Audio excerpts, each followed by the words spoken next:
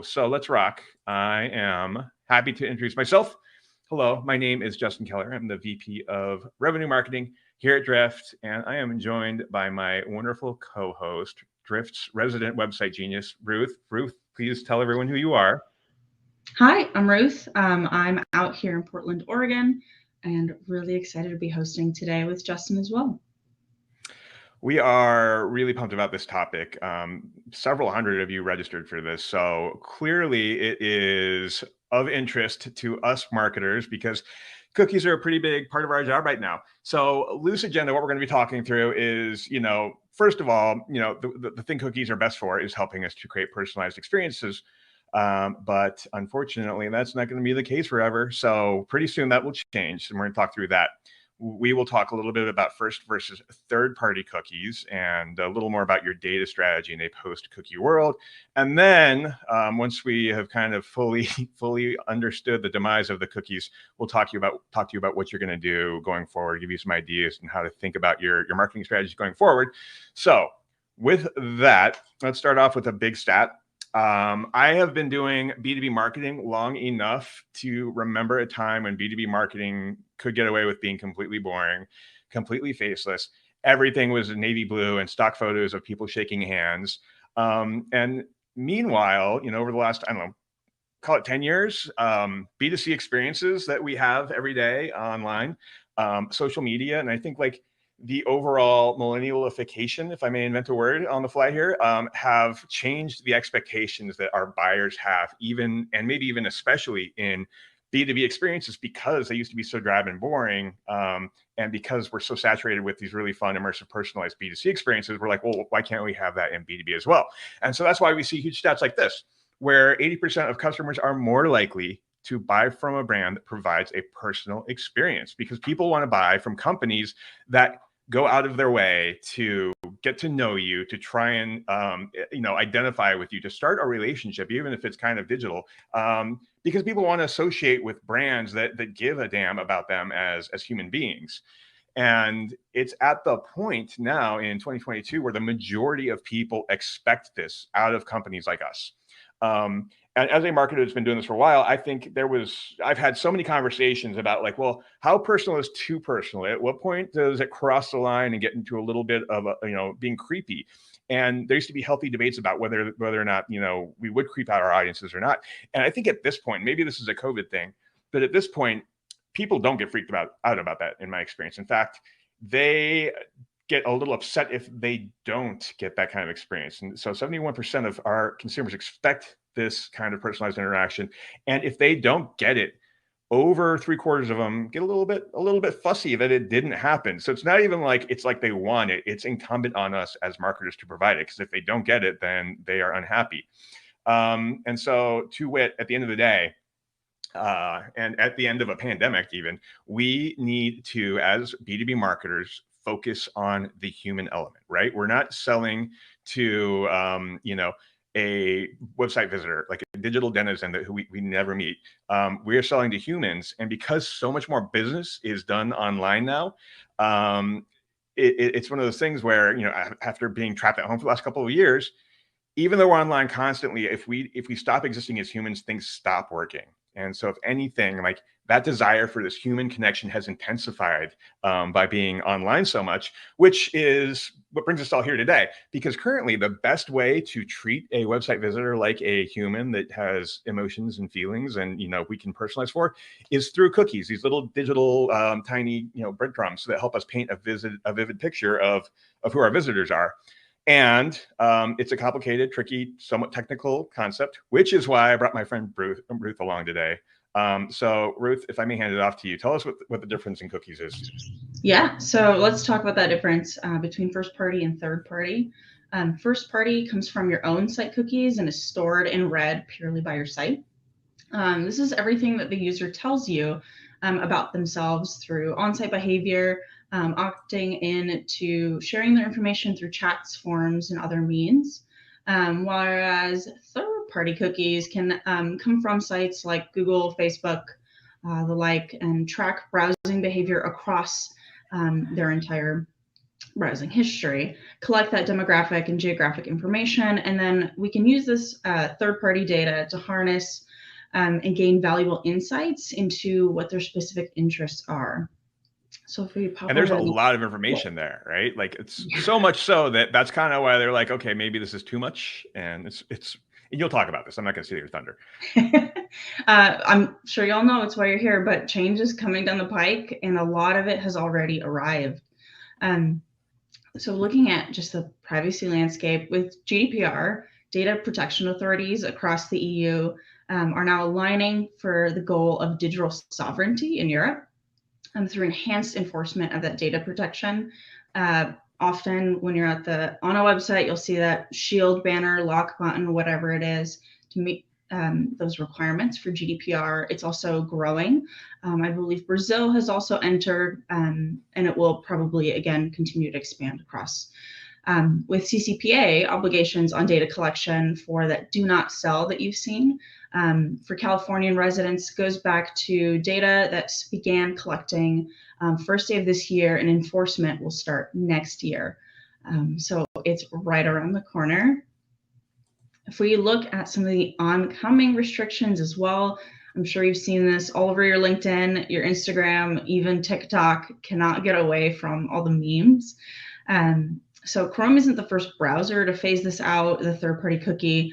It was a huge announcement, however, and in late 2019, Chrome was making up more than 56% of the web browser market. And this phase out is going to come in mid-2023. And on top of that, Apple has instituted those large privacy efforts that you've seen from Find My iPhone to iCloud, the whole gamut, like ATT, which is the app tracking transparency, where you get the yes, no on who can collect your data. Mail privacy feature, I'm sure when you're filling in a form, you see the option, assuming you have an iPhone, to hide your email or use like a really long string of numbers and letters.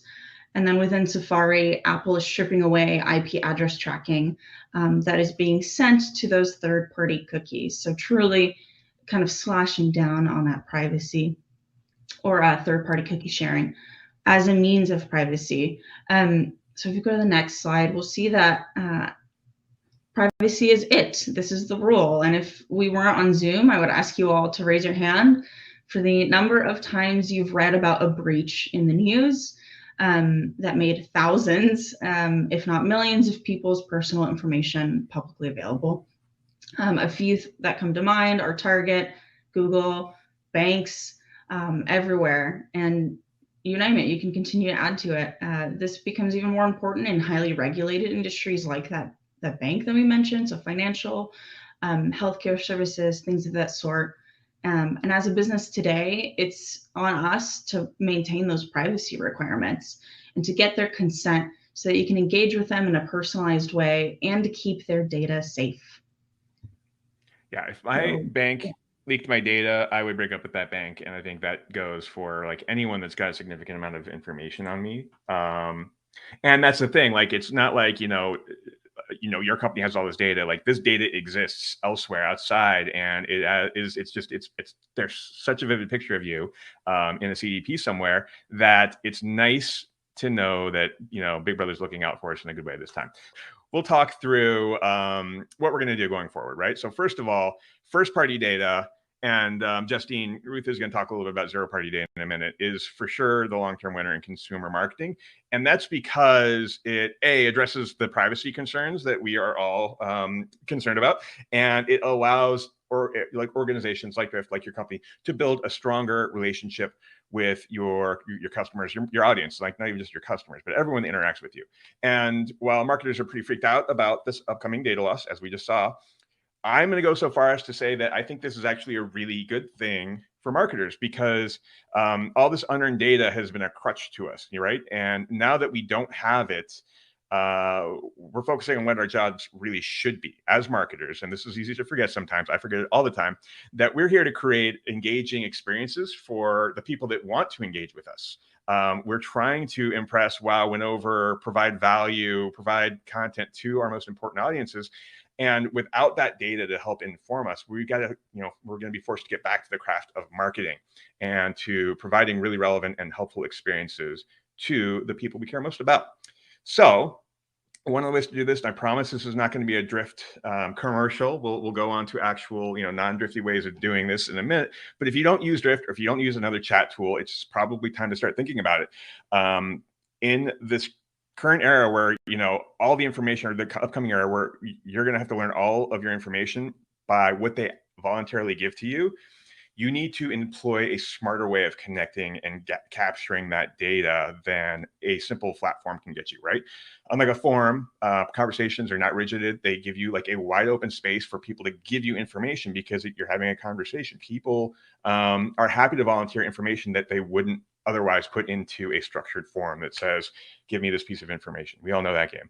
And plus it brings that ability to personalize, that human element that we started out talking about that we're also hungry for, into the game, right? Kind of check.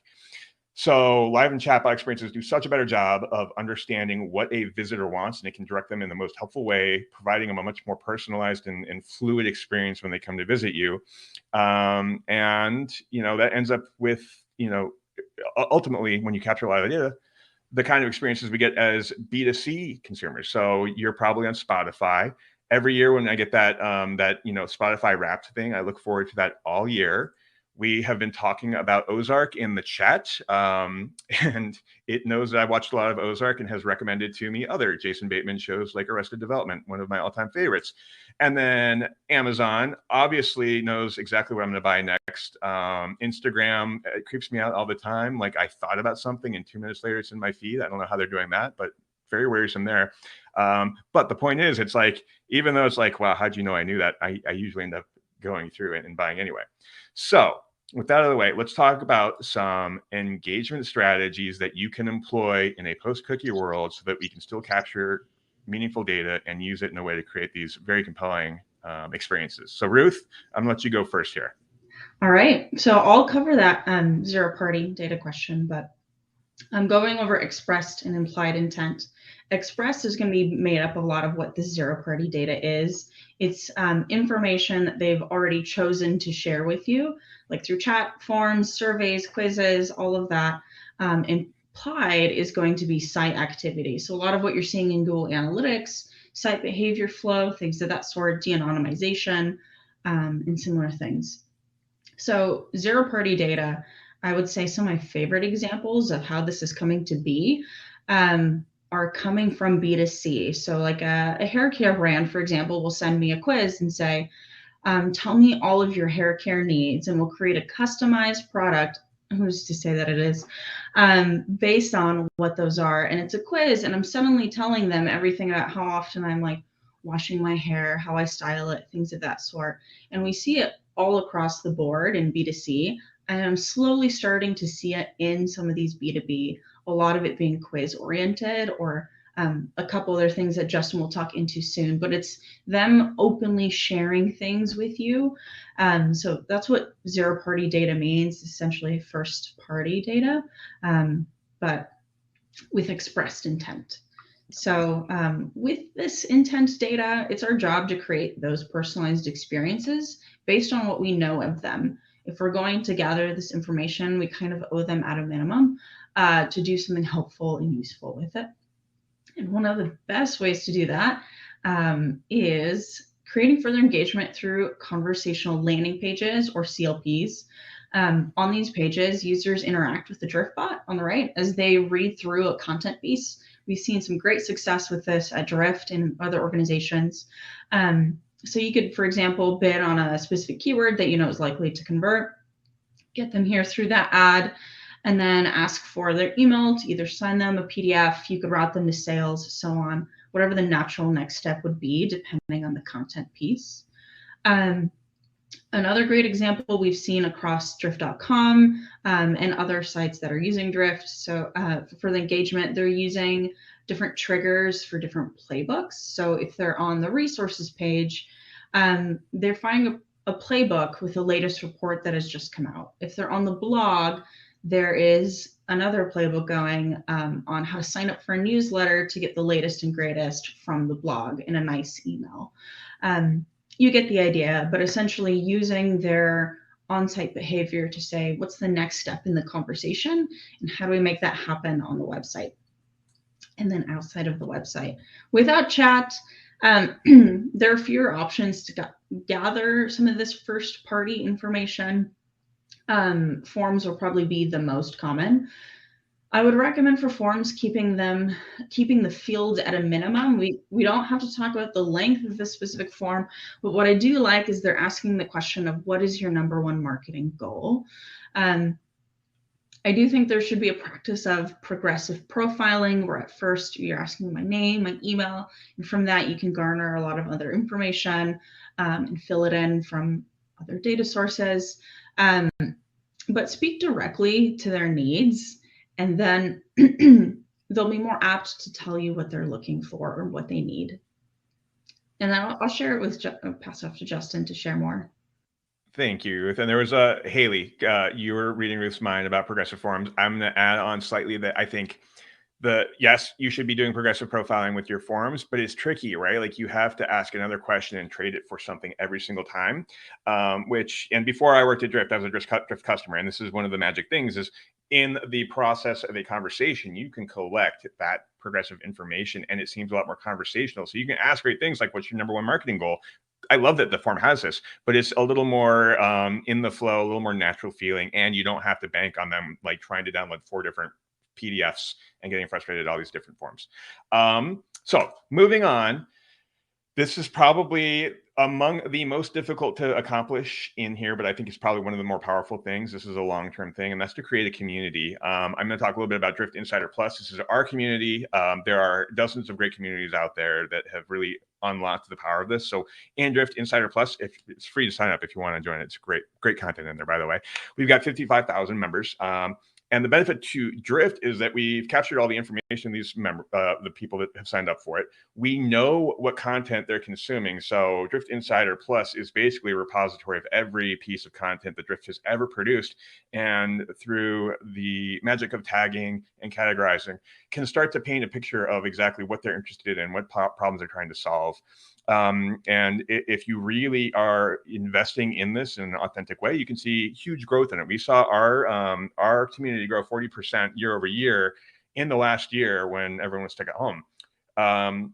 We also offer certifications, which is great because they will get better results from our product, but it's also great for retention. And, it's something that people carry with them throughout their career. It's great for social proof when people are proud that they've got it. They post it on LinkedIn. And we know that all of this influences pipeline directly because we're seeing the content they interact with. It's kind of full funnel, right? We get to capture some good information about them up top to contact them.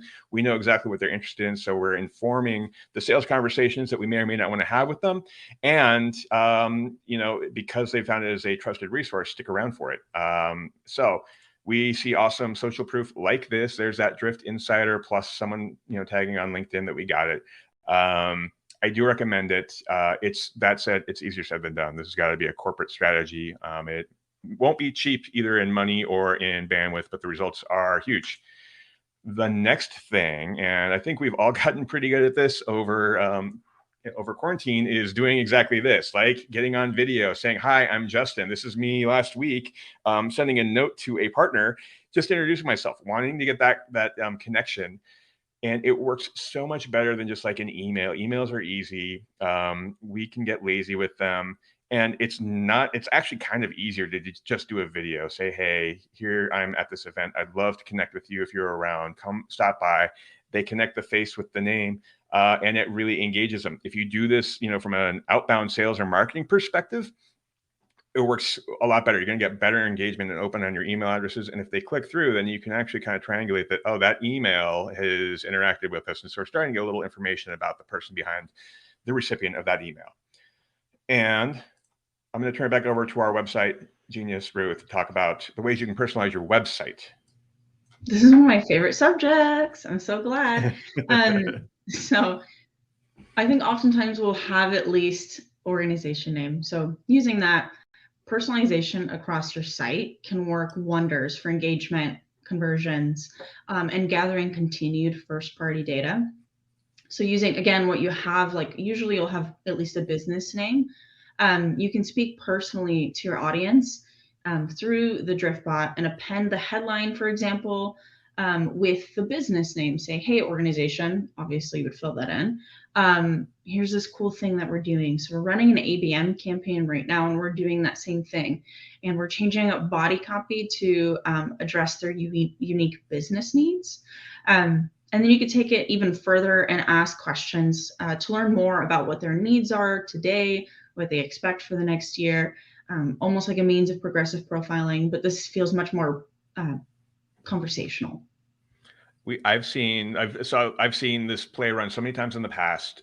I've got friends that have boasted that they've literally gotten a 100% engagement rate off of their target account list just because they did like this one-to-one surround sound approach to getting in front of their target account. So this works, and it's not that much more work, to be honest. Yeah, and there's a lot of great tools that make it easy. Happy to share some of my own favorites, but yeah, using the business name, I think at a minimum, we can make some really cool changes to the site. Or knowing what segment they're in and then changing the verbiage on the page. One thing we didn't point out, the bot is personalized because I'd made this screenshot. So it says, hey, Drift. But if it was from someone in our target account, it would say, hey, person at target account, whatever the name is, can we talk? Which important detail. Yes. Thank you for calling that out. Here's my last note, but it's important to call out that before you dictate the next step for your site visitor, you really sit down and consider where they are in their buying journey and prioritize guiding them further down the funnel with the right CTAs rather than just immediately saying they gave us their email, let's MQL them and throw them in this really long email nurture and hope that things work. So yeah, take a step back and think, what am I likely to engage with and how often do I want to be communicated with? And how do I expect to be engaged while continuing on the .com experience of the community, whatever it is? I think that's an excellent thing to close up with because, right, what do we all want? We want more leads, engagement accounts, whatever. But what do we need to do to get there? Well, first we need to get them to actually engage. And so that's kind of like the goal there is driving engagement first and then figuring out the next step, which is kind of capturing and bringing them in. So let's get into takeaways. We're going to get into Q&A just a minute. So as I'm wrapping things up, please think of your questions if you want to ask, especially Ruth, anything that's slightly more technical. She'd probably be a lot better at speaking it to than I am. The main point here is that the most successful brands in the world will prioritize understanding their buyers and building trust, right? Which I kind of just said, right? Ultimately, we want to engage with them, but they're not going to engage if they don't trust you, if they don't feel like they're having a personalized experience, and if you don't make it easy. At the end of the day, you want to make this as easy as possible because, nobody's got time to fill out a bunch of forms and to search too much. Meet them where they are and guide them through the experience. So with that, let's crack it open to some Q&A. Does anyone have any brain busters for myself or Ruth? What if you don't have the bandwidth to customize landing pages? Ruth. I'm happy to talk about this. So there's a couple of options. I would say sometimes it doesn't often take as much time as you would think. I try to set aside on crazy weeks at least 1 to 2 hours in my calendar where I can go into the tool that we use and add different variations to test things. And then if those work, as I would expect them to, I can either hand it off to this organization to rebuild the same thing. They have all the audience code. Generally, we can make slight adjustments to the copy, but ideally you're involving a lot of other people, your UX team, your content team. So it's not just on one person usually to deploy. And if that is the case, I would say there's a lot of providers out there that are willing to do that work for you if you have the means to add that in your resource allocation.